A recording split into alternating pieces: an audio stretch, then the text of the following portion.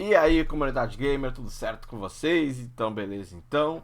Bom, gente, eu sou o Mu, mas sejam muito bem-vindos a mais um episódio do nosso MumaCast, nosso podcast semanal aqui que eu gravo junto com meu irmão. E no episódio de hoje nós vamos falar aí dos times do Sul, né, que vão tratar aí do Campeonato Brasileiro, continuando aí a nossa série de equipes aí, né, pelo Brasil, né, pelas equipes que disputarão a Série A do Campeonato Brasileiro, fazendo uma análise, uma prévia, assim como nós fizemos no ano passado. Nós seguimos aí agora e falaremos das equipes do Sul. Do meu lado aqui tá o Victor aí, né, o meu irmão, e ele vai trazer algumas informações primeiro aí para vocês aí, né, do mundo dos games, como a gente sempre traz, e depois a gente vai entrar propriamente aí no assunto. E tem sempre uma notícia muito boa. Vamos então para a notícia de hoje. Aí, Vitor, como é que você tá e o que você tem de novo aí pra gente hoje? Salve, pessoal. Tudo bem aí? Boa tarde, boa noite, bom dia ou boa madrugada ao horário que você esteja nos vendo aí. Mais um episódio do podcast. Começamos aí praticamente com o GoldenEye 007. Vai voltar aí para Xbox e Switch. Para quem praticamente não lembra desse filme, que foi lançado em 1995, era interpretado pelo Pierce Brosnan, praticamente como o espião mais famoso do cinema, né? Mais famoso do mundo, que é o 007, interpretado pelo Pierce Brosnan, que era praticamente a luta dele contra um amigo. No começo do filme, ele tem um amigo que também é espião e acaba morrendo. Depois, mais para frente, ele descobre que o amigo dele é o inimigo mortal e quer destruir o planeta. Esse jogo praticamente está de volta, vai praticamente ser lançado agora em março, gente, para Switch e também para Xbox. Estará na função de multijogador. Quer dizer, o que será essa função multijogador? Você praticamente será o 007 e terá que fazer as missões para praticamente vencer esse vilão, e terá praticamente novas missões também nesse jogo, óbvio, ligado ao jogo e ligado ao filme, praticamente que foi em 1995, interpretado por Chris Brown. O que você acha dessa volta do 007 GoldenEye? Lembrando que para vocês foi um dos melhores filmes da saga 007 aí, que foi feito nos últimos anos. É, o filme é muito bom, mas o jogo, né, o jogo quando ele surgiu na época, né, para o Nintendo 64, né, o Nintendo 64, foi um estouro assim, né? Acho que junto com o Zelda, né, do Ocarina of Time, que é considerado, se não me engano, o maior jogo de todos os tempos, né, da história dos videogames. Era uma época muito boa e os jogos eram muito bons, né? E 007 ele é muito bom, a história é boa. A história do jogo, com algumas alterações, ela se encaixa perfeitamente com a história do filme. E muita gente conheceu o 007 por meio desse jogo, né? O jogo ficou muito famoso, então os mais jovens, né, na época, né, muitos conheceram o 007 por meio desse jogo, que realmente encaixou muito bem. O modo, o Vitor falou do modo multiplayer, né? O jogo foi o primeiro a ter, assim, ele não tinha multiplayer, óbvio, não existia na época, né, multiplayer pela internet, né? Que a gente joga hoje, né? Que provavelmente a gente conhece hoje. O multiplayer era aquele que a gente chama de multiplayer de sofá, né? Você tinha que ter um amigo que fosse até a sua casa e fosse jogar com você, mas ele talvez foi o primeiro jogo que utilizou esse multiplayer de jogo de FPS, né? De first person shooting, ou seja, tiro, jogo de tiro em primeira pessoa, de uma forma muito boa, de uma forma muito efetiva, né? Foi o primeiro jogo realmente que trouxe isso, né, com essa qualidade.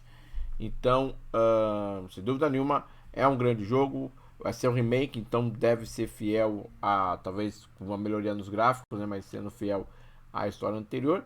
E é um jogo muito bom, muito divertido, né, pro multiplayer. Então, acredito que será realmente muito bom mesmo. E a gente tem essa expectativa aí para o lançamento desse novo jogo aí, desse jogo aí que volta, né? Mais uma vez um jogo da franquia da Nintendo, né? Que volta pro Switch e também aparece aí no Xbox também aí pra galera. Bem interessante mesmo, vamos ficar de olho, vamos aguardar para ver o que vai acontecer aí nesse jogo aí no GoldenEye aí, o remake, né, do jogo. Bom, então a gente vai ter que começar hoje, né, abrindo os trabalhos, como eu falei, nós vamos falar dos times do Sul, né, do Brasil. Seguindo aí, né, recomendo para você, se você quiser ver algum outro estado, só você assistir os episódios anteriores, né? A gente sempre fala das equipes que subiram, né, junto com as equipes que estiveram no campeonato, a gente faz uma projeção com o preparo deles para esse ano. E nós temos, né, vamos começar com a equipe do Coritiba, né, para esse ano. O Coritiba que escapou do rebaixamento, né? Mas foi assim, o time ficou muito próximo, né? Flertou muito com o rebaixamento no, no decorrer do campeonato, chegando a ficar, né? No final do meio do campeonato, ali nas posições de rebaixamento. O Coxa vai tentar mais um ano aí se manter na Série A. Acho que esse é o objetivo deles, né? Tentar se manter na, na elite do Campeonato Brasileiro.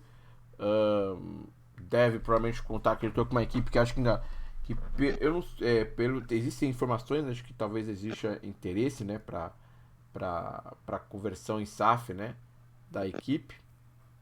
Então, é um time realmente que precisa de um aporte financeiro, né? Um time realmente que tem um investimento financeiro menor em relação a outras equipes da Série A. Então tem que correr muito atrás. É um time que trabalha muito com jogadores emprestados, né? Trabalhou muito isso ano passado, né? Então depende assim de um acerto. Quando o time não tem muito dinheiro, depende de um acerto muito grande do seu departamento interno, né? Do seu departamento de futebol, dos seus profissionais, não só os jogadores, né? Mas principalmente profissionais aí que vão ter que ir atrás de jogadores, condições, treinadores, é, patrocinadores. Depende muito desse grupo de acertar. Não tem margem para erro. Então não será uma temporada fácil para o Coritiba, né? Como a gente falou, com o retorno dos clubes, né? De 4 clubes grandes também para o Campeonato Brasileiro. Coritiba é um sério candidato aí para acabar, né? Sofrendo o rebaixamento esse ano. Então a gente vai ter que ficar de olho aí para ver o que vai acontecer com o Coxa. O que você vê aí, Vitor, para o Coritiba nessa temporada? O que você espera aí do Coxa para esse ano de 2023? O Curitiba tem uma troca de técnico, né? Termina com o Guto Ferreira, começa com o Antônio Oliveira esse ano. Antônio Oliveira que é, tirou o Cuiabá, né? Evitou que o Cuiabá fosse rebaixado ano passado. É um treinador assim com ideias inovadoras, com ideias de um jogo muito forte, um jogo muito físico, muito rápido em transição. Um cara que não é a favor da posse de bola. Ele começa bem no Atlético Paranaense, depois teve entreveiro, ficou sem trabalhar e vem trabalhar agora na equipe do Cuiabá ano passado, agora está no Curitiba. Curitiba tentou manter um pouco a base, perdeu alguns jogadores, perdeu praticamente o Castan, o Luciano Castan na zaga, não tem o Natan na lateral, também não era titular, né? Mas tem a vida do Lisieiro, praticamente esse ano. Não tem praticamente ainda. O ano passado, para quem não se lembra, teve a ascensão do menino que acabou sendo vendido para a Holanda, que fez um bom dinheiro para a equipe, que era o Igor Paixão. Então, praticamente, o Curitiba teve a manutenção do Aleph Manga, que eu acho que para mim é o principal jogador da equipe, atacante de lado de campo, que atua pelo lado esquerdo do campo, deve ser um dos principais jogadores da equipe esse ano na temporada, mas é uma briga para não cair. Realmente é uma briga para não cair. O Curitiba acho que tem que utilizar muito bem o estadual para se preparar muito forte, para tentar não passar sustos na, na, na Série A, porque a Série A esse ano é muito mais difícil, com equipes muito mais estruturadas. Tenta saindo essa mudança para a SAF. Já tem praticamente algumas empresas querendo comprar o Curitiba. Então o Curitiba tenta essa mudança até para ter mais recursos para trazer outros jogadores para o Campeonato Brasileiro. A ideia é até o Campeonato Brasileiro a equipe ser SAF. Mas é uma equipe que está jogando 4-3-3, com praticamente muita ligação direta. Sempre o Bernardo no meio campo também vem utilizando isso. Ainda tem o Robinho, lá o Robinho ex-Palmeiras, ex-Cruzeiro, ainda como um armador da equipe. Tem a chegada do Lisieiro, que eu acho que vai fortalecer o Lisieiro, que fez um bom campeonato brasileiro ano passado pelo Inter. Chega para o São Paulo, acabou não sendo utilizado e é emprestado para o Curitiba. Eu acho que é uma boa aquisição para o Curitiba aí no meio campo. Acho que o Curitiba, a vida dele será essa. Assim, tem o Natanael na lateral direita, é um time muito. Trouxe o Vitor Luiz, né, para praticamente a substituição ao Egídio. O Vitor Luiz, que ano passado fez um campeonato muito irregular, né, com altos e baixos ali no Ceará. Então é um time que vai brigar ali para não cair, para praticamente tentar evitar a queda aí na mão do Antônio Oliveira, que já conseguiu isso ali bem no final do campeonato. emendou boas vitórias com o Cuiabá e acabou evitando pelo Cuiabá o rebaixamento. O desafio será gigantesco, né? O desafio será gigantesco pro Coritiba. O campeonato esse será muito difícil, né? O Coritiba realmente entra nessa desvantagem. Mas exatamente, né? Trouxe alguns jogadores, você falou aí, acabou de falar, né? São jogadores também trazidos por empréstimo. O foco na melhoria da equipe para SAF, né? A conversão para SAF que permitiria a equipe chegar num patamar um pouco maior aí em termos financeiros para poder buscar com dinheiro disputar pelo menos uma permanência, né? Ou até mesmo uma busca pela Copa Sul-Americana. Acho que isso é o objetivo máximo, né, do Coritiba. Tem essa vantagem, né, de não disputar a Copa Sul-Americana, né? O Coritiba não disputa esse ano a Copa Sul-Americana, então permite com que tendo menos jogos no calendário, talvez a briga pela manutenção seja em teoria um pouco mais fácil. Depois do Coritiba, né, a gente está seguindo aí, né, pelo sul, ali a gente vai continuar ali no Paraná. Vamos falar do Atlético Paranaense. O Atlético Paranaense, né, que fez uma campanha muito, como sempre, né, aliás, é uma das equipes, acho que em termos de equipes, né, que a gente costuma, que a gente tá falando aqui, de equipes com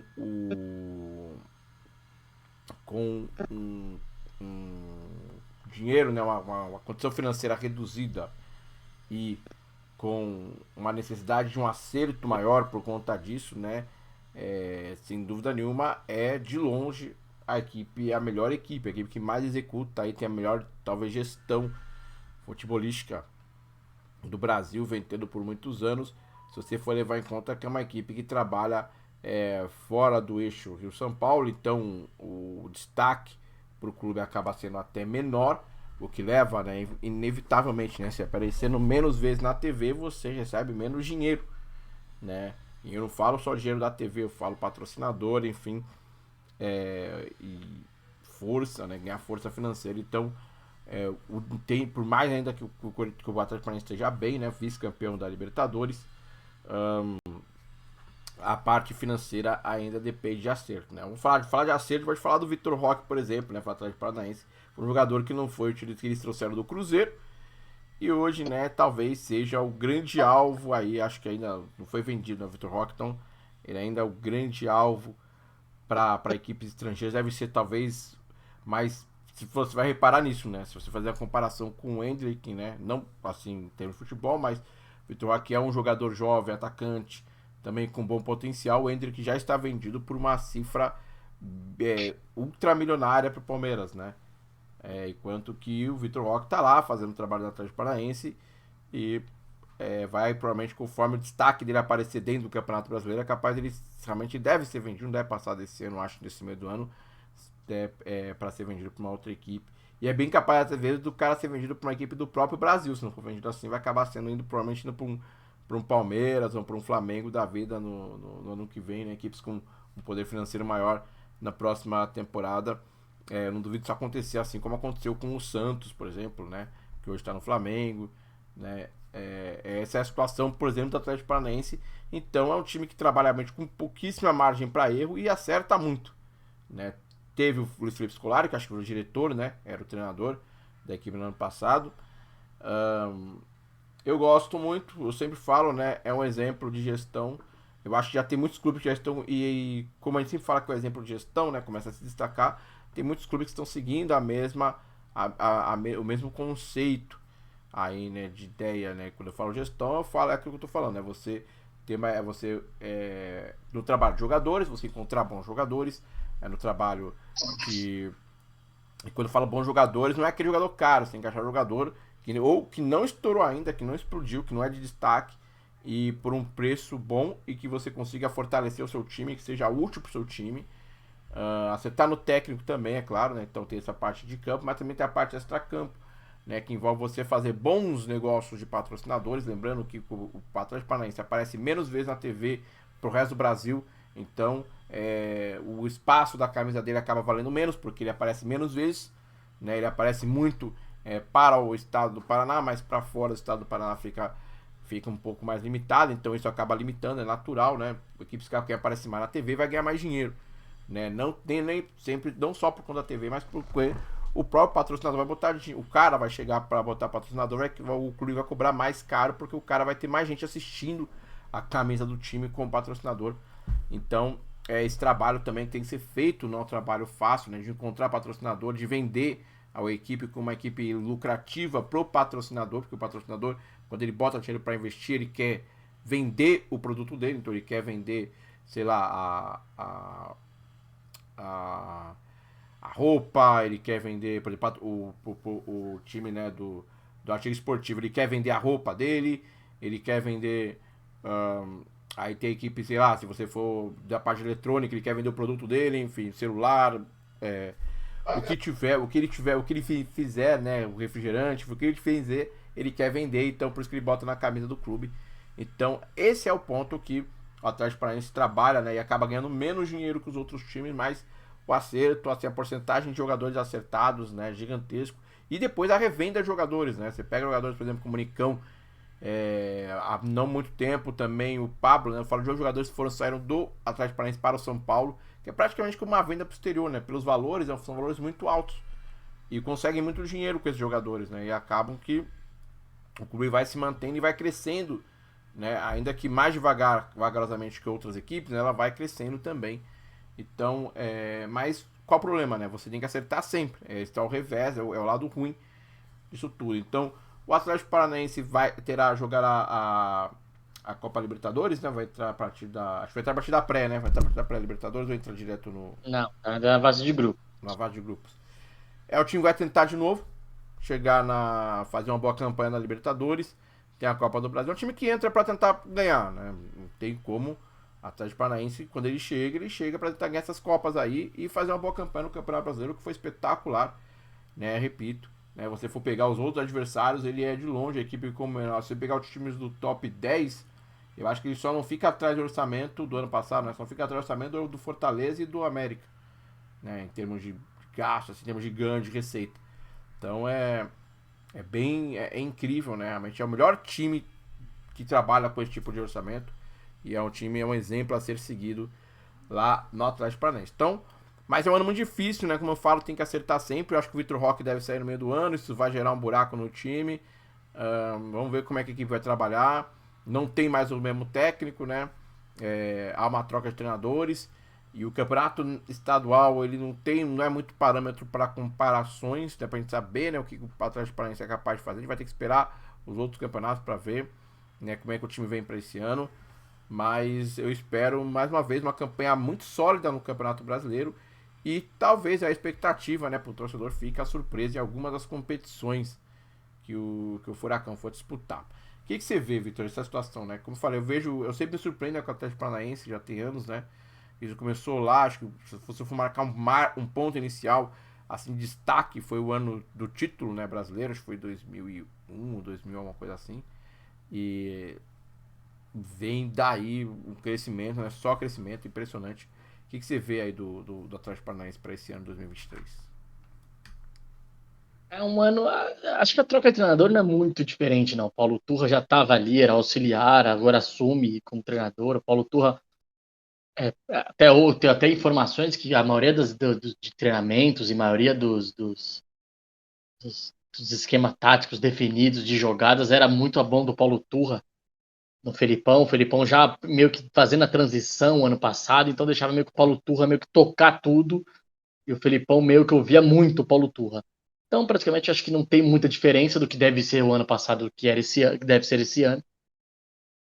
Aquele time de transição, aquele time de marcação forte com bola rápidas, sem ser um time de posse de bola. A mesma coisa que eu digo do Curitiba, eu digo do Atlético. Atlético até mais do que o Curitiba.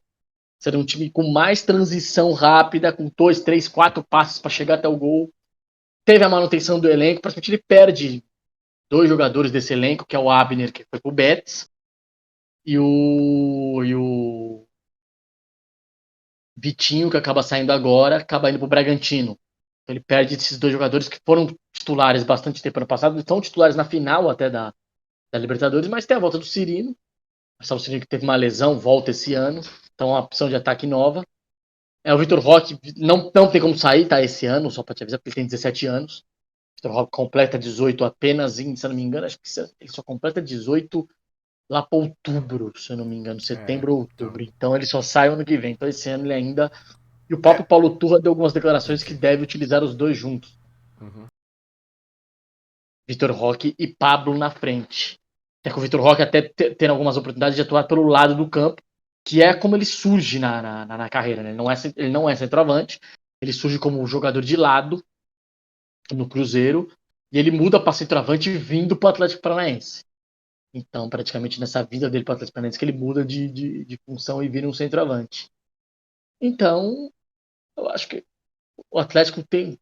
Não se espera muito, acho que se espera do Atlético boas campanhas de novo. Não vejo o Atlético brigando por título no brasileiro, vejo ali. Nem G4, vejo o Atlético do quinto até por outras competições. O Atlético não é um elenco vasto, então não vejo o Atlético brigando por G4, mas sim do quinto ao sexto, mas é nas Copas sempre incomodando. Libertadores, como chegou na final ano passado, na Copa do Brasil.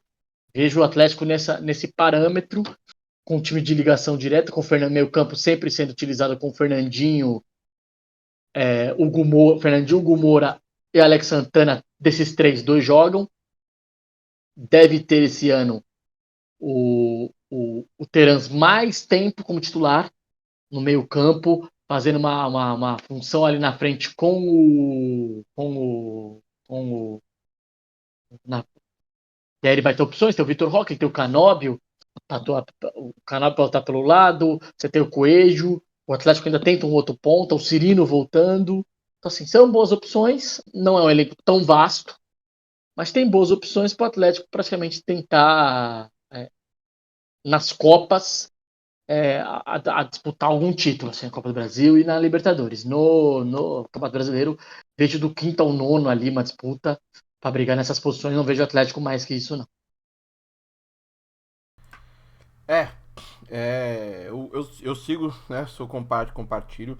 Mas acho que é capaz da situação, só pra voltar pra situação do Vitor Roque, é capaz de, como é em setembro, né, que ele faz aniversário, óbvio que já vai ter passado a janela, né, de transferência europeia, é que ele só pode ir, né? Ele não pode sair, não pode ter o visto, né? Se, por exemplo, o campeonato inglês, por exemplo, ele não teria o visto pra jogar, né? Não, Talvez. ele teria, se ele jogando o Mundial Sub-20, ele tem o visto. Já. Ele já consegue o Não. visto para Ah, tá. se Mas ele tem transferir para 18 fora. anos, né? Eu O falo pra ter Campeonato 18. Brasileiro, jogando o É, Campeonato Brasileiro também. mas só Mas pra ter. provavelmente o clube hoje, o clube na dianteira para contratá-lo é o Barcelona, né? Ah, então. Aí talvez seja capaz dele mesmo com 17 ainda. É que ir Não, direto não não vai, pode, né? não Não pode. pode, né? Não pode. Na Só proibição pode com 18, né? 18. Só É, 18 então. anos. Então, pelo menos mais um ano de Victor Roque, né? Vamos ver, né? Isso é que é interessante, né? Comparativo, né? Acho que ele e o Hendrick já eram. O Hendrick já tá vendido, perfeito trabalho Palmeiras e o trabalho, né, do Victor Roque, que nem como a gente tava falando, né? Tem esse grande porém. É bem interessante. Então, saindo dos times aí do Paraná, nós vamos aí para o sul do Brasil, para o Rio Grande do Sul. E nós vamos começar falando do Rio Grande do Sul, da equipe do Grêmio. Né? O Grêmio que volta à Série A do Campeonato Brasileiro. O Grêmio que talvez tenha a grande sensação do ano no futebol brasileiro, que é o Luiz Soares, né? É claro que o Inter também respondeu, a gente vai falar do Inter respondendo a mesma moeda, né, com o Ener Valencia, mas o, o Grêmio chega esse ano com um treinador que eu gosto muito, né, eu sempre gosto de falar, né, eu acho que Renato Gaúcho é um treinador que eu acho muito interessante, por conta de ser um cara que, primeiro de tudo, ele blinda os jogadores, né? Pode parecer meio besta isso, né? Mas pode parecer até meio, para quem trabalha na vida real, pode parecer até meio lógico, né? Porque se o cara ganha, o jogador de futebol ganha o dinheiro que ganha o jogador, ele é ultramente bem recompensado, né? De longe a profissão que assim, que paga, né? Em termos de pegar período de trabalho, produtividade. Então ele teria que ter a cobrança, né? Teria que ser algo natural. Só que, como se trabalha também com pessoas com uma idade muito abaixo, então, eu falo abaixo, eu falo nos 20, na época dos 20 anos mesmo, né? Psicologicamente, às vezes assumir uma responsabilidade tão grande com essa idade não é algo natural para qualquer tipo de pessoa que tem essa idade. Então, às vezes, ela precisa de uma proteção, né? Então, quer ver muita gente questiona o jogador tem que responder. Sim, tem que responder. Só que, às vezes, o nível de pressão que se exige, né, dos jogadores como esse, né? E eu falo na vida, eu falo não só na vida do jogador, eu falo na vida particular mesmo, né? É, a conciliação não é algo muito fácil, né? A proteção. Então, e não só da imprensa, né? Mas dele mesmo, né? Então, o Renato Gaúcho tem esse trabalho, né? Por isso que eu falo que o treinador ele é muito mais, eu costumo falar, o treinador ele é muito mais do que só dentro do campo, tática e função técnica e função tática e tudo mais. Ele é realmente um gestor de pessoas. Quando a gente fala de gestor, a gente fala dessa parte psicológica também. Tem que ter um conhecimento psicológico para poder lidar com o jogador, para você poder identificar linguagem corporal, para poder saber, né, personalidades, para saber como lidar com a personalidade do jogador. E o Renato Gaúcho ele tem esse dom, né? Porque eu não acho que ele não aprendeu isso. Apesar que ele pode até ter estudado isso, mas ele tem esse dom de conseguir ler o jogador, por ele ter vivido, né, esse período, esse turbilhão, né, uma carreira de nível turbilhão no, como jogador, ele talvez tenha, ele consegue transferir isso, consegue entender muita coisa que os jogadores passam, então ele consegue ter uma proximidade maior e com isso os jogadores acabam tendo um rendimento maior. Né? Por isso que a gente costuma falar que o Grêmio costuma trabalhar às vezes com jogadores, né? O Renato costuma trabalhar com jogadores, né, no Grêmio, e essa história do Grêmio dele com o Grêmio, né, mostra isso, que você vê são jogadores que não deram certo em outras equipes, ou que tiveram dificuldade em outras equipes, e no Grêmio se tornam grandes jogadores. Né? E isso passa muito, mas muito mesmo por esse trabalho psicológico, né, que o Renato faz, que deixa o jogador à vontade. Quando eu falo esse trabalho é o quê? Somente cobrar, é saber como cobrar o jogador e protegê-lo das cobranças excessivas para permitir um rendimento maior dentro do campo do jogador. E o Grêmio tem essa situação. O Renato volta, né? O Grêmio tá passando por dificuldade na Série B. O Renato volta e, na minha opinião, acerta esse time do Grêmio. O Grêmio vem para esse ano, né? Como a gente falou, né? Com o Luis Soares. Mais algumas outras contratações, né? Que eu lembro agora de cabeça, tem o lateral Reinaldo também de São Paulo, que é um bom jogador. Reinaldo, tem o Rafael, tem o Isso. Vina, tem muito jogador aí. Então, o que o Grêmio faz? Ele Tem o busca Cristal do Meia, tem muitos jogadores isso. aí. O Grêmio busca, ele sabe, né? PP, volante do Cuiabá, muitas contratações. Então, o que ele sabe? O que ele tem com isso? Ele sabe que teve um time para a Série B no ano passado e que ele precisa acertar as peças para a Série A, que é um campeonato diferente, com uma exigência maior, com uma exigência mais técnica, né? Apesar do campeonato Série B ter sido tecnicamente bem mais alto do que o de costume, mas ainda é um campeonato tecnicamente mais abaixo, onde se exige a parte física também, né? Talvez até, às vezes, tanto quanto a parte técnica. Agora, você precisa de jogadores com uma qualidade um pouco maior, então o Grêmio foi buscar esses jogadores. Também trabalha, né, com um investimento financeiro reduzido, né? Eu acho que talvez só a situação do Luis Soares, né, que fica essa pergunta ainda, né? Eu não acompanho de perto.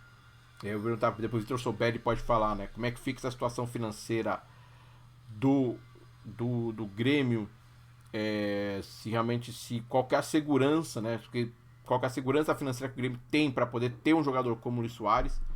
Né, acredito eu que eles devam ter feito todo o cuidado, né, para não ter feito nenhuma loucura financeira, porque, né, como eu sempre falo, como torcedor de São Paulo fez muita loucura financeira e hoje paga o preço, né, de loucuras financeiras realizadas no passado. Então, eu acredito que o Grêmio não tenha feito uma loucura financeira. Tem o Luis Soares como uma grande estrela, um jogador, como a gente falou, né, vai atrair muitos olhos, já atraiu muitos olhos, né, para o Grêmio.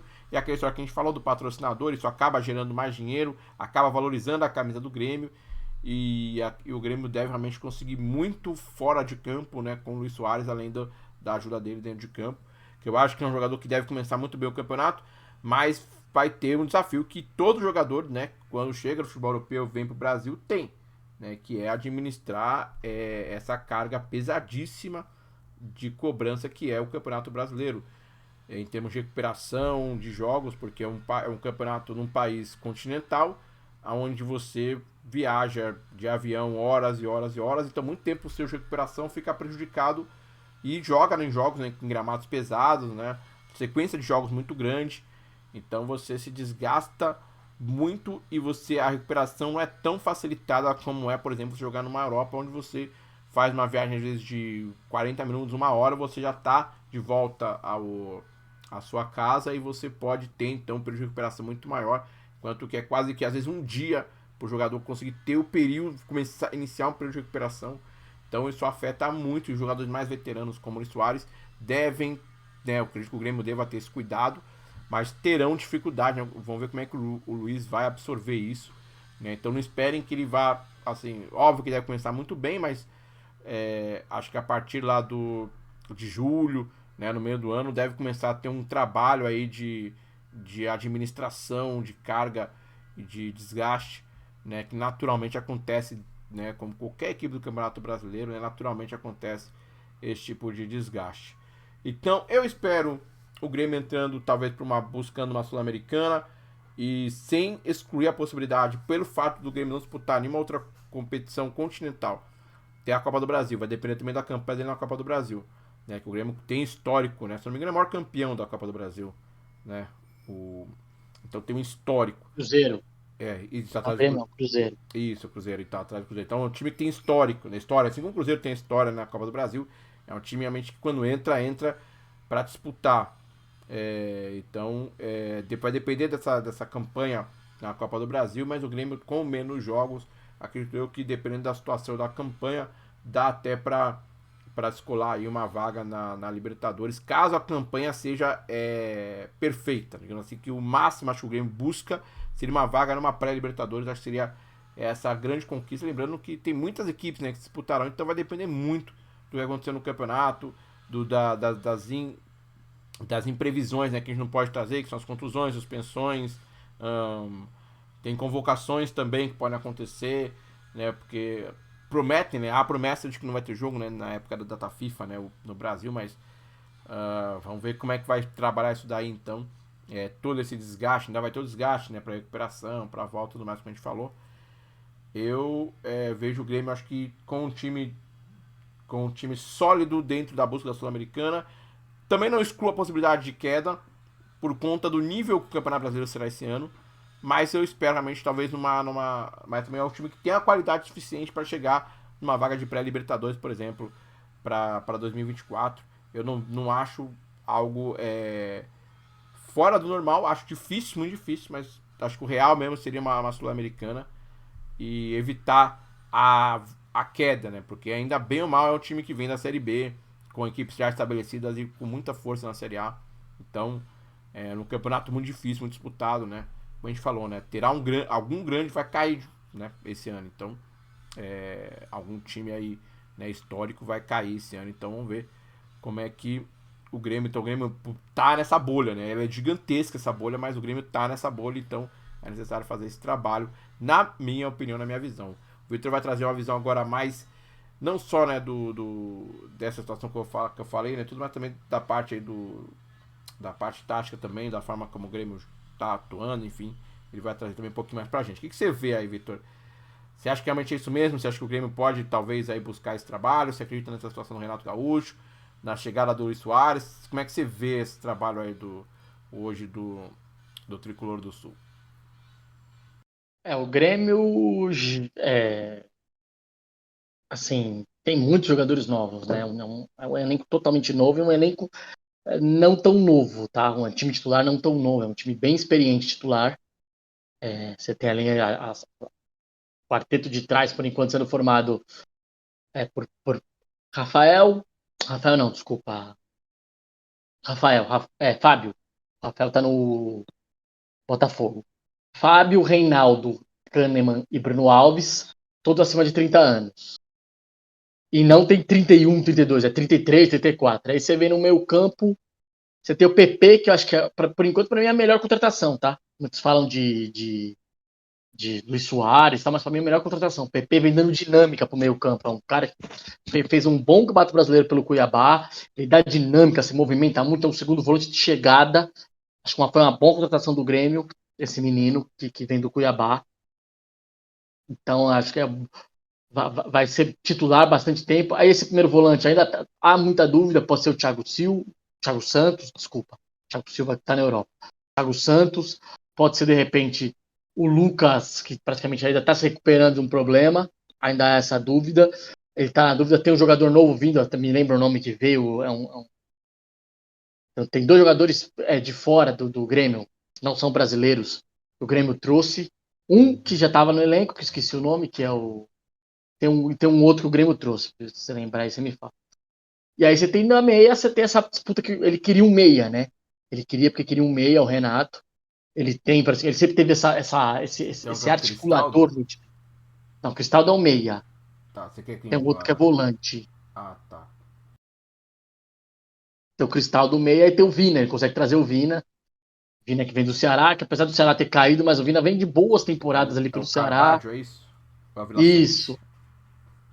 Então, tem os dois. Carvalho e o Vila Sante já estava no passado Uhum. e vem jogando menos e tem o Carvalho vindo agora. O Vila Sante já estava no passado e tem Certo. o Carvalho que chega esse ano para essa posição. Ainda é essa dúvida de quem ele vai jogar. E aí você tem o Vina, que eu acho que para mim deve ser titular. Acho que ele não traz o Vina para ser reserva. O Vina foi o Grêmio tentou ali muito, pedido do Renato. É um cara que o Renato gosta desse articulador, ele sempre teve esse articulador, para você ter uma ideia. Passando-se os anos, ele começa com o Douglas, o primeiro ano dele, do Douglas ele teve o Luan, ele teve o Luan primeiro, né? O Luan jogou no Corinthians, do Luan ele vem pro Douglas, do Douglas ele vem ter o Jean-Pierre. Então, assim, ele sempre teve essa figura desse articulador no meio-campo do time dele. Depois ele teve o Cícero, que ele utilizou nesse. E aí, na frente, que ele gosta de ter esse articulador, o cara que vem no meio campo, que vem armar, que é o cara que dá o passe. Eu acho que o Vina deve ser esse jogador. Ele tem também a vinda do desse outro meia que veio, que acabou me fugindo o nome agora, que o Grêmio trouxe, mas vão brigar por posição, mas ele quer esse meia para ser o articulador, e esse cara que vem de fora também é bom jogador. E aí na frente ele tem o Bitelo, o Ferreira, que a princípio devem ser os titulares, pelo lado do campo. Ele ainda tenta o Michael, é um pedido do Renato, porque o Renato quer um jogador mais pronto para esse lado do campo, que é o cara que de repente, quando você tem um jogo apertado, você joga a bola nesse ponto, esse ponto vai te quebrar num drible. O Ferreira ainda é muito inconstante por causa de lesões e também não se consolidou quando ele sobe do profissional da base profissional, não se consolidou ainda. O Bitelo vem indo muito bem, mas é um menino novo, é um menino que ainda não está experimentado na Série A, num nível maior. Ele vem muito bem na Série B, tá bem no Campeonato Gaúcho, mas tem que ele pegar um nível maior de adversários melhores. Como é que ele vai se sair? E aí você tem o Luizito, que é o jogador, que vai ter esse revezamento com o Diego Souza, né? Óbvio, o Luizito titular, mas com a falta você ter o Diego Souza para jogar ali. Então é um time assim, é o Grêmio, aí ele tem como opções ainda o Everton Galdino, que é um cara que jogou a Série B pelo Criciúma, um bom ponta do 1 contra 1, e tem o Gustavinho, que também é um outro bom ponta, que também jogou a Série B ano passado. São muitas contratações, né? O Grêmio fez muitas contratações. Tem ainda o Jeromel para atuar na zaga, então assim, o Grêmio vai se moldando ao estilo do Renato, porque o Renato é um cara que ele gosta da posse de bola, mas eu acho que ele mudou, com o passar do tempo, ele mudou um pouco o estilo de jogo dele. Ele valoriza muito o resultado em vez do jogo bonito. Então ele praticamente, provavelmente muitos jogos da Série A desse ano a gente deve ver um Grêmio se defendendo mais, sendo um time mais de trabalho de bola mais rápido e transição mais rápida. Por isso que ele pede até a vinda de um outro ponta, de um ponta mais incisivo, que é o Michael, que é o que ele quer, até para não ter esse jogo muito passando por trabalho de bola. Ser um time com um jogo bem incisivo por causa disso. Acho que é essa a visão do Renato, que acho que ele já vem trabalhando um pouco isso no Campeonato Gaúcho, até para ter esse trabalho de bola mais curto, para acionar o Luizito Soares, para trabalhar muito em cima do Luizito Soares nesse ano. Então acho que assim, essa é a mudança do estilo de jogo do Renato e do Grêmio. Não é mais aquele Renato de posse. Porque o Renato, para quem não se lembra, foi um time de posse de bola. Por muito tempo, um time que trabalhava muito, rodava muito a bola. Foi passando-se o tempo, o Grêmio foi mudando na mão do Renato. O Renato começou a perder resultados com essa formatação e ele não tem um time que praticamente ele possa manter a intensidade do jogo inteiro, porque é um time, que eu vou dizer, é um time de idade alta. Os 4 atrás são caras de idade alta. O Vina titular é um cara de idade alta. Você vai ter o Luizito Soares. Você vai ter 6 jogadores com idade mais elevada, mais dos 30 anos para cima. Então não é um time que você possa ter toda hora a bola, ou que você possa defender com a bola. Então por isso eu acho que a tendência do Grêmio, até também são jogadores que não, assim, o quarteto de trás dele, a parte defensiva dele, tirando o Reinaldo, o Bruno Alves, o próprio Kahneman e o Fábio, não são jogadores de fino trato com a bola. E aí você vem para o meio campo também, que não é um meio campo de fino. O PP é um bom jogador, mas é um jogador de chegada. Não é um jogador de trabalho, de bola, que mantém a bola. Então acho que ele vai ter um time com uma intensidade. Vai manter a intensidade, vai baixar um pouco mais a linha, até porque ele não deve exigir do Luizito marcação alta toda hora. Ele deve baixar um pouco mais a linha, trabalhar num time com transição rápida, tendo pelos lados do campo, principalmente com os dois pontas, o Bitelo, com o Ferreira, querendo um outro ponta, com o Vina rodando pelo meio campo, um time com uma transição mais rápida, sem ser aquele time de posse de bola, que é uma coisa que o Renato já vinha meio que abrindo mão nisso quando ele na sua última passagem pelo Grêmio. Realmente o Grêmio, eu concordo com isso, né? O Renato realmente ele mudou. Ele tá. Eu acho que isso até representa uma evolução do trabalho dele, né? É saber trabalhar com as peças que ele tem, até porque ele sabe, né, do limite financeiro, do. Óbvio que se ele pudesse jogar da forma, né, da forma mais técnica com a pote de bola, né, como ele gosta, talvez ele jogaria, mas acho que ter essa coisa de conseguir ajustar, se adaptar aos jogadores que tem também é uma virtude, né? Porque às vezes muitos técnicos não têm, no Brasil é obrigatório, né, o treinador ter essas virtudes, né? Então, esperamos, vamos ficar de olho para ver o Ele que o não, Grêmio. ele não pode ter um time com tanta intensidade, com tantos jogadores acima dos 30 anos, né? Então, É, assim, ele vai ter um time. Assim, é, não que assim, eu tô sendo dizendo, você está sendo preconceituoso com quem tem 30 anos a mais do que você. Bom, não é isso. Mas há um limite do time dele. Ele não tem assim, Bruno Alves e Kahneman não são jogadores que você pode falar assim, ó, eu vou abrir bem os meus laterais e vou deixar os dois criarem como jogadores, como zagueiros, porque eles não são zagueiros construtores. Nenhum dos dois. Entendi. Um dos dois são jogadores, são jogadores de desarme e passa a bola pro primeiro que tá do lado. Aí você vai no meio campo, o PP também não é um jogador de construção, é um jogador de chegada. De chegada. O Vina já vai rodar um pouco mais.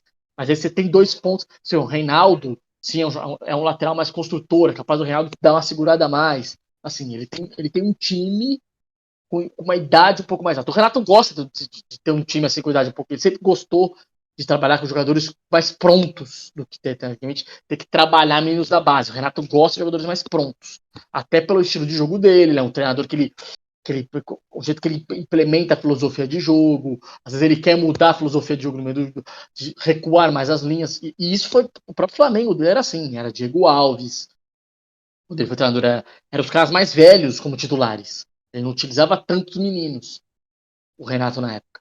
Então por isso que ele pede, e assim, muitas vezes, às vezes ele baixava a linha, o Flamengo tinha o Michael e o Bruno Henrique como dois pontas bem agudos, então assim, ele mudou um pouco o Flamengo naquela época, até o Flamengo do que era do Rogério Ceni, que ele pega do Rogério Ceni, que era um time de mais posse de bola, ele muda para ser um Flamengo mais agudo. Ele muda um pouco a filosofia do estilo de jogo dele.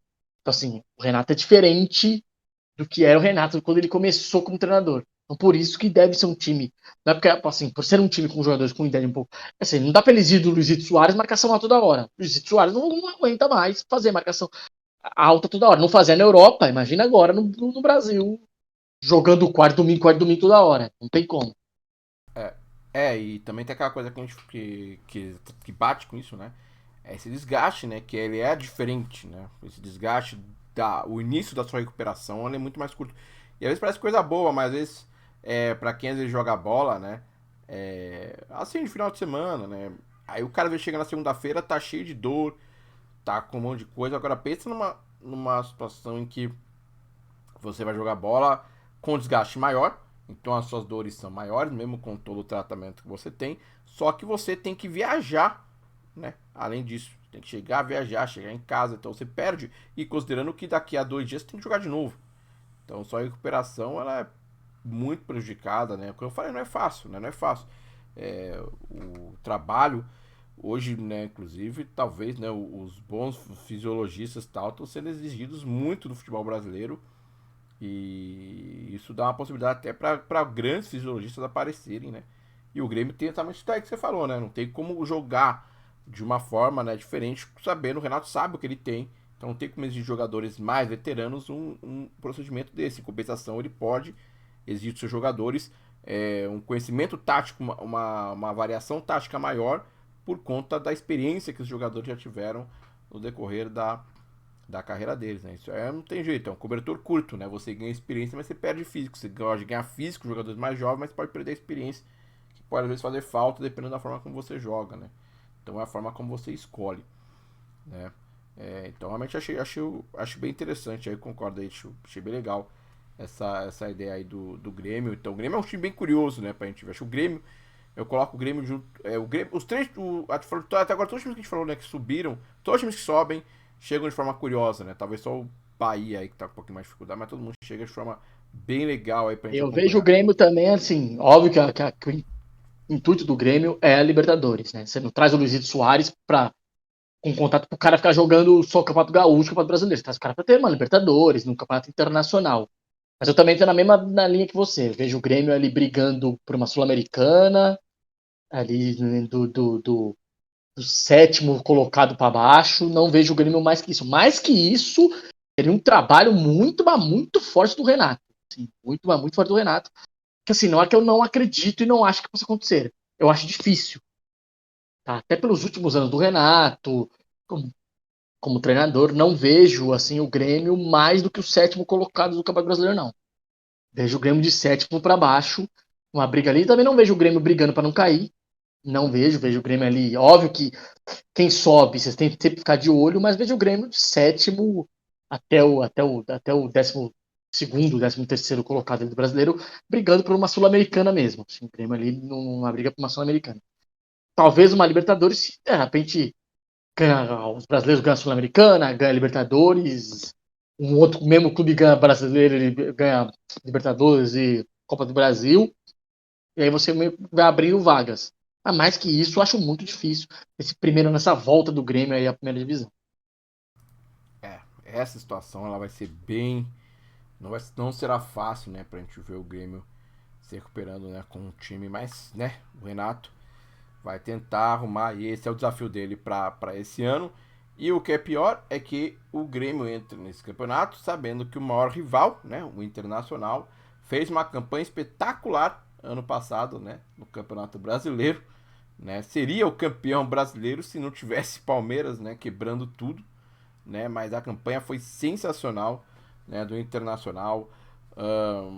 E assim, é um time que acho que ninguém dava o que o Internacional entregou, né?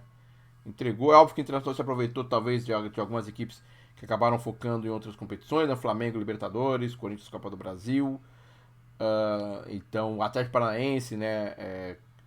Copa do Libertadores, o Atlético Mineiro acabou sendo a decepção, o São Paulo, Sul-Americana, então acabou que o Inter disputou mesmo com o Fluminense, né? Talvez, né? Foram dois times que se aproveitaram mais desse espaço, né? Que foi deixado, né? Pelas equipes disputando outras competições, né? Do Campeonato Brasileiro, né? E o Inter chega esse ano, só que assim, o Inter chega esse ano com essa responsabilidade agora, né? Quando você faz uma boa campanha e você entra no seguinte, você é um time a ser batido, né? Então todos estão de olho, não só no Palmeiras, claro, foi o campeão, mas no Internacional, que foi, digamos assim, um campeão de mérito também, né?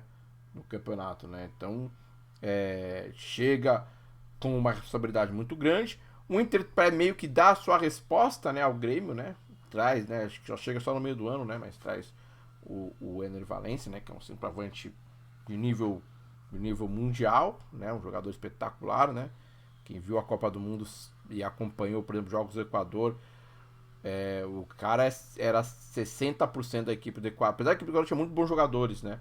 Mas na parte ofensiva era só ele, né? Só dava Ener Valencia. Então é um jogador que vai chegar com uma pompa muito grande, também vai valorizar a camisa do Internacional, mas é um jogador também de custo muito alto. Vamos ver se o Inter também, porque é óbvio, né, que o Inter faz isso para tentar dar uma resposta ao Grêmio, né? É inegável, tipo, mas eu tá pensando, não, é óbvio, tem tudo isso, mas com certeza a busca pelo Ener Valencia veio baseada pelo fato do Grêmio ter trazido o Luiz Soares, né, o Luizito Soares, então é meio que uma tentativa de resposta.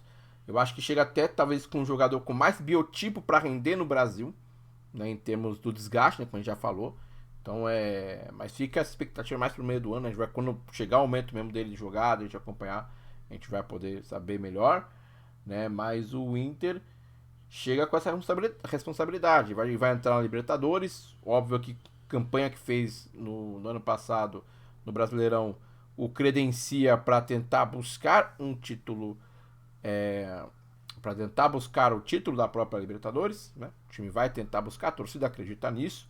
Eu acho que os jogadores e a diretoria também acreditam nisso, né? E vão trabalhar para ter uma equipe para buscar isso, né? E o trabalho, né? Chamou atenção também o trabalho, porque outro ponto que a gente tem que ficar de olho também é a seleção brasileira, né? Porque o Mano Menezes, ainda que ninguém esteja falando, ninguém esteja citando nada, o Mano Menezes com certeza está dentro dos planos ali, ainda que no plano B, mas ele está nos planos da CBF, né? Inclusive a gente já conversou outras vezes, a gente falou, né, que há né, o André Sanches ali, né, que está buscando também, né, o trabalho ali na CBF, tem realmente uma admiração muito grande pelo Mano Menezes, né, e gostaria talvez se ele assumisse, o Mano Menezes assumir essa responsabilidade de ser o treinador da seleção brasileira. Então, caso óbvio, né, os contratos, as situações da seleção brasileira não funcionem, né, que talvez os boatos, né, que apesar dos boatos girarem em torno do Ancelotti, se por acaso eles não forem reais, não se firmarem, há a possibilidade talvez do Mano Menezes assumir essa função. Então aí o Inter perderia muito, né? Porque realmente o Inter se tornou uma outra equipe depois do Mano Menezes chegar e dele revirar esse trabalho, né? E transformar a Internacional nessa potência que se tornou nessa campanha, como eu repito, uma campanha espetacular, né? O Vitor vai até chamar atenção para isso depois, mas tem tudo isso. Tem tudo isso, né? Então o Inter chega com esses pormenores, mas chega credenciado a brigar.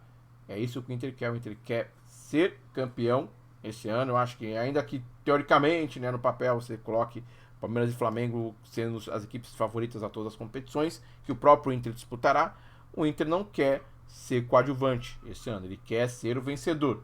Afinal de contas, a gente repete, né?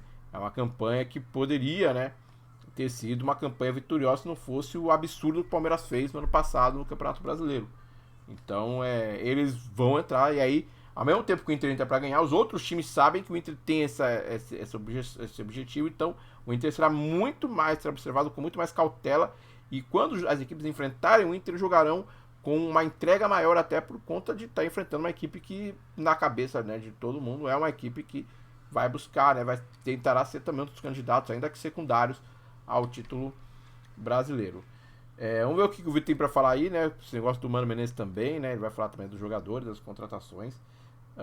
Mas o Inter vai girar em torno dessa situação toda. O que você vê aí, Vitor, né? O time do Inter que também disputará a Libertadores, também quer esse título, né? Quer alguma coisa, né? Quer algum título, né? Já que chegou tão perto no ano passado. O Inter a prioridade foi manter o elenco, né? Manter o elenco que fez uma grande campanha no Campeonato Brasileiro. Então a prioridade foi isso de início. Então, assim, os jogadores que saíram foram jogadores que não estavam nos planos do Mano Menezes, né? O David, que acabou indo para São Paulo, o Tyson, que saiu, já não tinha mais praticamente o ambiente da equipe. Então, assim, o Inter fez uma limpa em quem o Inter não queria, praticamente com salário alto. David é um cara que tem salário alto, já ganhava 400 mil, saiu. Tyson ganhava 600 mil, saiu. Assim, o Inter fez uma limpa para praticamente, e o Inter deve ter a saída do Johnny, volante que termina como titular. O Edenilson saiu também, o Edenilson ganhava 800 mil, saiu para o Atlético Mineiro. Então, assim, o Inter fez uma limpa para trazer outros jogadores com a manutenção da equipe base, que foi vice-campeão brasileiro com uma ótima pontuação, né? Assim, foi o pensamento do Inter, e eu acho que foi o pensamento certo. Assim, jogadores que jogaram pouco ou que não seriam utilizados pelo Mano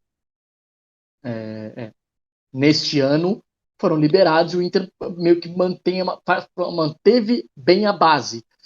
Conseguiu manter o Vitão, que é do Shakhtar Donetsk, que continua por essa situação do Vitão, mas eu acho que é capaz do Vitão ser comprado pelo Inter. E aí o Inter começa, após a fechamento da janela, o Inter começa a se mover, né? O Inter acerta o Ener Valencia, que só chega em julho, traz o Luiz Adriano, porque o alemão, que é um cara que para mim foi muito bem o ano passado, mas ele começa mal esse ano e o Inter acha que ele não é o centroavante certo para a equipe. Então a equipe foi buscar 2 centroavantes, foi buscar o Luiz Adriano, que sai do Palmeiras aqui para ir para a Turquia em baixa, mas o Luiz Adriano praticamente muito tempo foi utilizado uma função diferente do que ele joga a vida inteira. Ele era quase um centroavante armador ali, vamos dizer assim, no Palmeiras, que ele saía muito no time do Abel Ferreira para fazer um armador ali, um segundo atacante, para essa entrada do Rony. Muitos jogos. Quando o Palmeiras jogava ali num 3-5-2 e tal. E aí quando o Palmeiras volta a jogar no 4-3-3, o Luiz Adriano é preterido, como o Rony, como centroavante mesmo, o Luiz Adriano é para a equipe reserva e mesmo assim continua fazendo essa função para a entrada dos pontas. Então o Luiz Adriano até acaba fazendo menos gols, porque ele estava habituado na carreira, e numa função diferente. Que ele começa bem, mas o Luiz Adriano teve muitos problemas também de peso, é um cara que assim, precisa ter uma cuidado com o peso, um atacante um pouco mais experiência, né, veterano. Então o Luiz Adriano também tem que tomar cuidado com isso para chegar no Inter, que ele vai ser o centroavante. Até julho, provavelmente ele deve ser o titular da função, que hoje vem jogando o Pedro Henrique, improvisado. Então deve ser o Luiz Adriano ali fazendo aquela função, com o Pedro Henrique voltando a disputar com o Wanderson pelo lado esquerdo e ter o Maurício do outro lado, que é titular da vaga pelo lado direito. Então o Inter mantém a manutenção, acho que o trabalho do Mano, o Mano é um time de transição rápida, time com uma marcação muito forte no meio campo e na sua defesa, e com uma transição rápida em velocidade, sem ter posse de bola. Esse é o jogo do Mano Menezes e é o jogo do Inter. O Inter, tanto que dos primeiros colocados do Campeonato Brasileiro do ano passado, o Inter era o time que tinha menos posse de bola, né? Entre Palmeiras, Flamengo, Corinthians, Fluminense e o Atlético Paranaense, entre os 6 primeiros, né? O Inter era o time que tinha menos posse de bola e foi vice-campeão. E é o jogo que o Mano Menezes gosta de jogar, é um time com menos posse de bola. É um jogo muito parecido com o que é o Mourinho, né?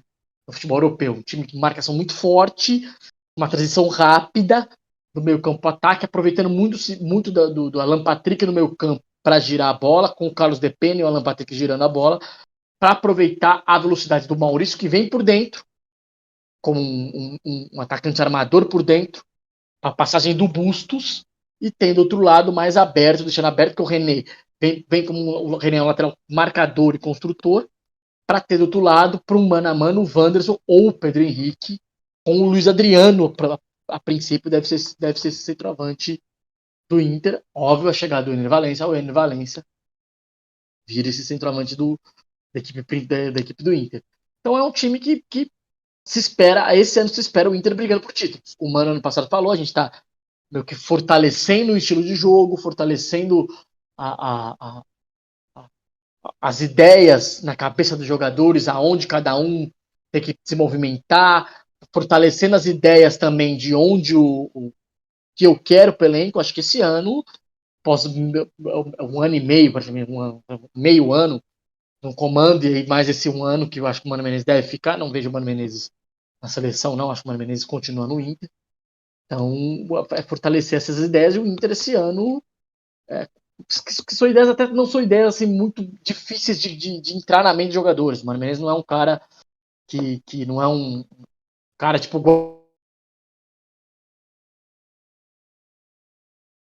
Guardiola, o estilo de jogo do cara, não. O estilo de jogo do Mano Menezes é um estilo bem simples de se compreender. Então, acho que não deve, os jogadores até compreenderam, o Inter cresceu muito, e a tendência do Inter é crescer mais esse ano com peças melhores, né?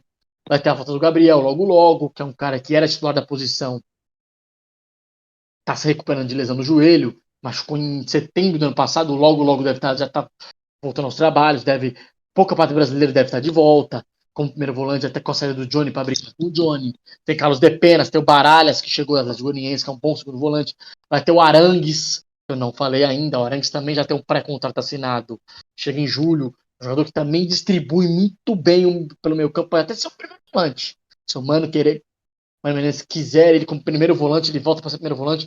É um cara de seleção do Chile, Copa do Mundo, bicampeão com a seleção do Chile da Copa América. Cara também de distribuição de jogo, que trabalha para um lado para o outro, consegue distribuir junto com o Carlos de Pena, pode dar uma boa dupla de volantes. O Inter cresce muito nisso, para até abastecer o Alan Patrick numa armação. Então o Inter, a tendência do Inter é esse ano brigar lá em cima com o Flamengo, com o Palmeiras. Não duvido o Inter brigando por título brasileiro, o Inter brigando na Libertadores, o Inter brigando na Copa do Brasil. Não duvido mesmo o Inter muito forte esse ano na mão dos Mano Menezes, com uma marcação muito forte no meio campo. O Inter é um time que gosta de ser atacado. O Inter se dá melhor quando ele é atacado do que quando ele ataca, quando ele praticamente se sobra espaço para esse jogo de transição do Mano Menezes, com o Alan Patrick tendo a volta do Arangues e do Carlos Depena para controlar o meio-campo. Eu acho que. Olho no Inter, viu? Olho no Inter, porque é um time com uma manutenção do Mano Menezes, com um esquema de jogo que é fácil de compreensão dos jogadores, com boas peças chegando ele, Valência, Arangues. Olho no Inter. Olho no Inter, além da manutenção do elenco, assim, se perdeu o Johnny, mas você tem recuperações, mas você tem Carlos Depena, Pedro Henrique ficando, Wanderson, Vitão na zaga, com uma zaga forte que foi no passado, foi Vitão e Moledo, Vitão e Mercado. Então, assim, ficando, ele traz o Mário Fernandes para revezar ali com o Bustos na lateral direita, ou até ter um Mário Fernandes como zagueiro. Olho no Inter. Olho no Inter, o Mário Fernandes, que é um cara de muitos anos de Europa, muitos anos de futebol russo, Copa do Mundo, experiente. Então, olho no Inter, é um cara que é muito positivo no jogo do Mano, um cara de marcação forte, de pegada ali na lateral ou na zaga. Olho no Inter, para uma boa temporada que o Inter possa fazer e brigar por títulos. Olho no Inter. Eu também sigo essa mesma ideia também. Acho que o Inter é meio que o. Entre aspas, né? O cavalo que tá por fora ali, né? A surpresa, talvez, né? Do campeonato. Por conta do que você espera dos outros dois, né? E até bota o Atlético Mineiro aí no meio, né? O Flamengo, o Palmeiras e talvez o Atlético Mas eu Mineiro. vejo assim, hoje, pelo que eu vi dos jogos que tá rolando a temporada em 3 meses, vejo o Inter na frente do Atlético Mineiro. Vejo até o Corinthians, vejo o Inter, Corinthians e Fluminense até a frente do Atlético Mineiro. Sendo bem sincero, vejo assim, as três equipes, Inter, Corinthians e Fluminense, vejo os três no mesmo patamar, Inter, Corinthians e Fluminense, não vejo ninguém acima de ninguém. Palmeiras e Flamengo, acho Palmeiras acima, Flamengo em segundo, e aí vejo os outros, aí terceira colocação empatados, Inter, Fluminense e Corinthians, e aí quarto vejo o Atlético Mineiro. Para mim, Uhum. são esses os do Campeonato Brasileiro que eu fosse apontar hoje para brigar por título. Eu vejo essa briga aí. Não vejo o Atlético Mineiro à frente de Corinthians, Inter e Fluminense, não. Vejo abaixo, até porque é um começo de um novo trabalho, a gente já disse aqui, ainda precisa ainda entrar na mente dos jogadores, porque alguns jogadores mudaram de função, outros estão chegando agora, outros estão começando a ter o declínio na carreira, Edenilson já está num declínio, está com 30 e poucos anos, o Patrick já vem num declínio de carreira, assim, também mudança de ares, então assim, vejo o Inter, assim, com boas contratações, o Arangues, e até finalizando para falar sobre o Ener Valencia, vem na melhor fase da carreira. Fazendo muitos gols no Fenerbahçe, fez uma boa Copa do Mundo, apesar do Equador ter caído na primeira fase. Mas ele fez uma boa Copa do Mundo, fazendo gols, tá bem no Fenerbahçe lá, então, na Turquia, Pra mim foi chega um. na melhor fase da carreira dele, apesar de estar com 33 anos, Pra mim foi um destaque da 33 para Copa. 34, Foi um destaque da mas Copa do chega Mundo. numa boa, assim, bem fisicamente para ajudar o Inter ali no comando de ataque. Como o alemão ajudou muito ano passado, o alemão é um cara que ajudou muito, vai mudar um pouco a filosofia, porque o alemão é um cara que às vezes o Inter se sentia apertado e o Inter trabalhava numa ligação direta para o alemão segurar a bola. O Enner não é isso, o Enner não é um centroavante de segurar a bola, é um cara mais de movimentação. Acho que o Mano nesse ponto vai ter que mudar. Se ele quiser ter essa referência, o Luiz Adriano é melhor para segurar essa bola. O Luiz Adriano aguenta mais segurar essa bola como o alemão era. Mas acho que com o Ener Valencia você ganha até um estilo diferente. O Ener Valencia na frente, com o Arangues, Carlos Depena e Alan Patrick no meio. Um time tendo um pouco mais a bola até. Assim, olho no Inter, vou te dizer, olho no Inter, que promete uma temporada de bons resultados aí nas competições que ele vai disputar. Inter realmente é um dos times aí que a gente tá ansiosamente aguardando, né? Eu acho que o Inter. Eu vou falar uma coisa, acho que Inter e Vasco da Gama são os times que eu tô mais aguardando. Por enquanto, isso que a gente comentou até agora, né?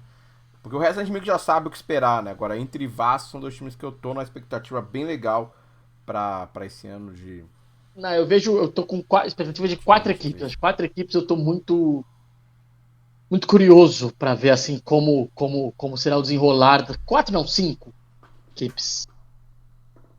Eu tô bem curioso. O Corinthians é uma. O Corinthians com esse novo jogo dos lares, vejo um bom potencial, mas quero ver quando começar a ter competições em cavalar, ter Copa do Brasil, Campeonato Brasileiro, a Libertadores em cavalar, e você tem que rodar o elenco, como é que o Corinthians vai estar, porque o Corinthians não tem um elenco tão longo, um elenco mais curto, você tem boas opções no meio campo do Corinthians, né? Mas não tanto na defesa, para construir, o Corinthians para construir do meio campo para trás. Quero ver como é que o Corinthians é uma, o São Paulo é outra. Acho que começa muito promissor na mão do Rogério, num time muito que o Rogério pediu, que o Rogério pensou, um time mais rápido, com posse de bola mais rápido, mais físico do que era até o ano passado. Também tô curioso para ver. Fortaleza, que a gente ainda vai falar. Vou deixar para falar do Fortaleza na semana que vem. O Inter, que a gente acaba de falar. E, claro, estou muito curioso também para ver o Fluminense, tá chegando agora também. E o próprio Atlético Mineiro. São essas 6 equipes, o Atlético Mineiro ainda na mão do Cudê. Essas 6 equipes, estou muito curioso para ver o desenrolar do ano dessas 6 equipes. Como vai ser o desenrolar do ano dessas 6 equipes, que assim, são equipes que, para mim, prometem incomodar, assim, Palmeiras e Flamengo nas competições. Óbvio, São Paulo não tá